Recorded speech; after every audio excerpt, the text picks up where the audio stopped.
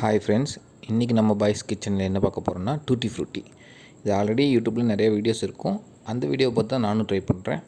So நாங்கள் try பண்ணது எப்படி வந்ததுங்கிறத இந்த வீடியோவில் பார்ப்போம். இப்போ நான் ஒரு பச்சை பப்பாளிக்காய் எடுத்திருக்கேன். அதை நல்லா தோல்லாம் சீவி அதை நல்லா கட் பண்ணி உள்ளே இருக்க சீட்ஸ் எல்லாம் எடுத்து அதை தனியாக எடுத்து வச்சுக்கிறேன். அதுக்கப்புறம் அதை நல்லா சின்ன சின்ன பீசஸாக கட் பண்ணுறோம். நமக்கு அந்த ஃப்ரூட்டி டூட்டி என்ன சைஸில் வேணுமோ அந்தளவுக்கு நல்லா சின்ன பீஸாக கட் பண்ணி எடுத்து வச்சுட்டு ஒரு பாத்திரத்தில் தண்ணியை ஊற்றி அதை ஒரு கொதி வர வரைக்கும் தண்ணியை விட்டுருங்க. அதுக்கப்புறம் நம்ம என்ன பண்ணணும்னா, நம்ம கட் பண்ணி வச்சுருக்க அந்த பப்பாயா பீசஸை அந்த தண்ணியில் ஆட் பண்ணிட்டு அடுப்பை சிம்மில் வச்சுருங்க. இது லோ ஃப்ளேம்லேயே கொஞ்சம் நேரம் நல்லா குக் ஆனதுக்கப்புறம் ஒரு 7 to 10 மினிட்ஸ் கழித்து அதை நம்ம தனியாக எடுத்து வச்சிடணும். இப்போது நான் ஒரு பாத்திரத்தில் ஒரு 200 ml தண்ணி எடுத்து அதில் ஒரு 100 to 150 கிராம்ஸ் நான் சுகர் ஆட் பண்ணி நம்ம ஆல்ரெடி பாயில் பண்ணி வச்சுருக்க பப்பாயாவை அதில் ஆட் பண்ணி குக் பண்ண விட்டுறோம்.